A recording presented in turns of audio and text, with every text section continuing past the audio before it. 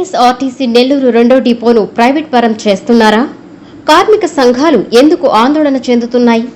బస్సుల తరలింపుతో ప్రయాణికులకు రవాణా కష్టాలు తలెత్తుతున్నాయా? అసలు నెల్లూరు రెండో డిపోలో ఏం జరుగుతోంది?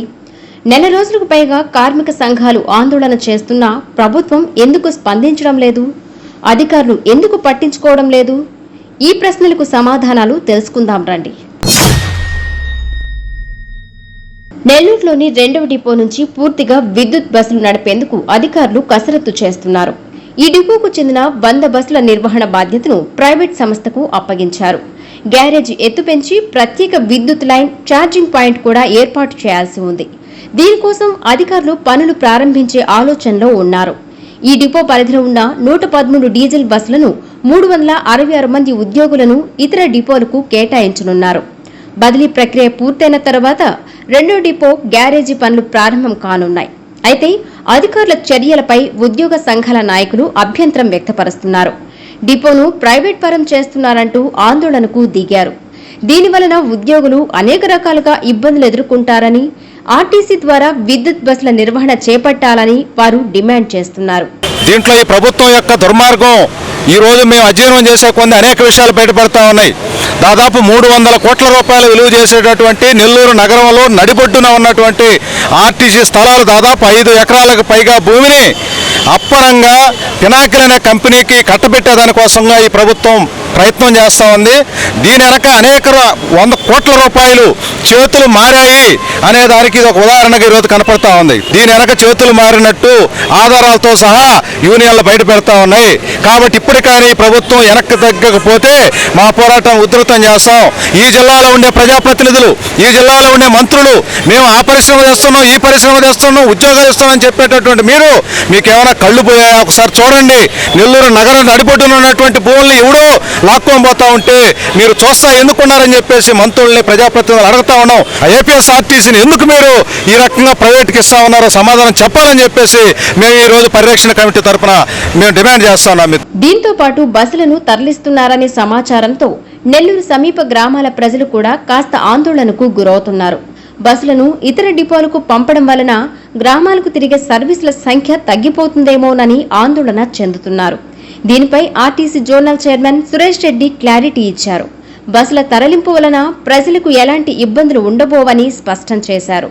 బస్సులు యథావిధిగా తిరుగుతాయని తెలియజేశారు. లోకల్ గా తిరిగే బస్సులు ఇతర డిపోలకి వెళ్ళొద్దని చెప్పి పల్లెవాసులు కోరుతున్నారు. దీని గురించి మీరు బస్సులు డిపోలు మారొచ్చు, కానీ గ్రామాలు ఏదైతే గతంలో సర్వీసెస్ ఉన్నాయో ఆ సర్వీసెస్ అక్కడి నుంచే నడుపుతారు. అంతే తప్ప ప్రయాణికులకు నష్టం జరిగే పని ఆర్టీసీ యాజమాన్యం చేయదు. దాన్ని ప్రభుత్వం కూడా ఎంకరేజ్ చేయదు. ఎంతవరకు అంటే నెల్లూరు టు కావలి అన్నాను అనుకోండి, ఒకప్పుడు నెల్లూరు నుంచి నడిపే బస్సు కావలి టు నెల్లూరుగా ఇట్లా తిరుగుతుంది అంతే తప్ప ప్రయాణికులకు నష్టం కలిగించే పరిస్థితి ఉండదు.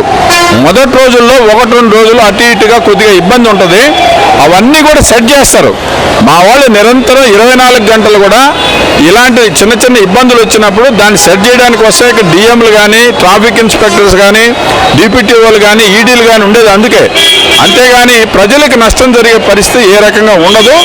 ఇది ఒక యజ్ఞం. కొత్తగా మన టెక్నాలజీ, మన ఎలక్ట్రానిక్ బస్సులు, సిఎన్జి బస్సులు రావాలని ప్రభుత్వం యొక్క ఉద్దేశం. కాబట్టి ఆర్టీసీ కూడా ప్రభుత్వ సంస్థే. కాబట్టి ఇప్పుడు ప్రభుత్వం ఏదైతే నిర్ణయం చేసిందో దాన్ని అమలు చేసేటువంటి బాధ్యత మా అందరి పైన ఉంటుంది. ప్రభుత్వం వేరు కాదు, ఇప్పుడు మేము వేరు కాదు. అందుకని ప్రభుత్వ నిర్ణయాన్ని మేము అమలు చేయాలి. కాబట్టి దాన్ని అర్థం చేసుకోవాల్సిందిగా మనం చేస్తున్నాం. ఆర్టీసీలో విద్యుత్ బస్సులను తీసుకురావడం అనేది పూర్తిగా ప్రభుత్వ నిర్ణయం. ఒక్క నెల్లూరు డిపోలోనే ఉత్పన్నమైన సమస్య కాదు. విజయవాడ, విశాఖపట్నం, రాజమండ్రి వంటి రద్దీ డిపోల నుంచి ప్రయోగాత్మకంగా విద్యుత్ బస్సులను సిద్ధం చేస్తున్నారు. దీనివలన ఖర్చు మరియు ప్రయాణ సమయాన్ని కూడా తగ్గించుకోవచ్చు. అయితే కార్మిక సంఘాలు ఆరోపిస్తున్నట్లు ఇది ప్రైవేటీకరణ కాదని పేర్కొన్నారు. ఆర్టీసీలో ఖర్చును తగ్గించుకునే దిశగా చర్యలు తీసుకుంటున్నామని, ఉద్యోగులకు కూడా ఎలాంటి ఇబ్బందులు ఉండబోవని ఆయన పేర్కొన్నారు. డిపోని ప్రైవేటీకరణ చేస్తున్నారని చెప్పేసి కొన్ని కార్మిక సంఘాలు ఆరోపిస్తున్నారు. దీంట్లో వాస్తవం ఎంత, నిజం? టూ డిపో పినాకిల్ సంస్థ కోసంగా ఎలక్ట్రికల్ బస్సుల కోసం అప్డేట్ చేయడానికి అది అక్కడ ఉన్నటువంటి ఇన్ఫ్రాస్ట్రక్చర్ అంతా కూడా మెరుగుపరచాలి. మనం కొత్త టెక్నాలజీ ఇవాళ ముఖ్యమంత్రి చంద్రబాబు నాయుడు గారి ఉద్దేశం ఏంటంటే పొల్యూషన్ తగ్గాలి, టెక్నాలజీని వచ్చినటువంటి టెక్నాలజీని మన సాధారణ ప్రయాణికులకు కూడా అందించాలి, ఏసీ బస్సులు కూడా ఇవ్వాలి అందరికీ. ఆ రకంగా మంచి వ్యవస్థను తీసుకురావాలనే సదుద్దేశంతో ప్రైవేట్ వాళ్ళను కూడా ఎంకరేజ్ చేస్తున్నటువంటి విషయం మీకు అందరికీ కూడా తెలిసినటువంటి విషయమే. దాంట్లో ఉన్నటువంటి ఒక పెద్ద మంచి పని జరుగుతునేటప్పుడు, యజ్ఞం జరుగుతునేటప్పుడు కొన్ని నష్టాలు జరుగుతాయి. అక్కడున్న ఆర్టీసీ కార్మికులకు కూడా నష్టం జరగకుండా మా డిప్యూటీఓ షమీం మేడం గారి, మా ఈఓ మన ఈడీ నాగేంద్ర ప్రసాద్ గారు కానీ వీలైనంత వరకు అందరితో దఫదఫాలుగా చర్చించి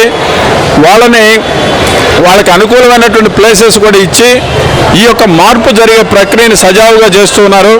అయితే నేను ఒక విషయం చెప్తున్నా, ఇది రాష్ట్ర స్థాయిలో సమస్య. రాష్ట్ర స్థాయిలో ఉన్నటువంటి సమస్యని రాష్ట్ర స్థాయిలో ఉన్నటువంటి అసోసియేషన్స్ విజయవాడలో చేసి అక్కడ ప్రభుత్వం దృష్టికి తీసుకురావాల్సిన అవసరం ఉంది. కానీ అక్కడ వదిలేసేసి కేవలం ఒక నెల్లూరులోనే ఇక్కడ చేయడం అనేటువంటిది అది కరెక్ట్ కాదేమో. అందుకని ఈ యొక్క విషయాన్ని 80 రోజుల నుంచి వాళ్ళు చేస్తున్నటువంటి యొక్క నిరసన ఏదైతే ఉందో అది ఇప్పటికే ప్రభుత్వానికి ప్రజలకు తెలిసింది కాబట్టి ఇక్కడి నుంచైనా సరే ఆర్టీసీ యాజమాన్యానికి సహకరించమని మేము కోరుతూ ఉన్నాను.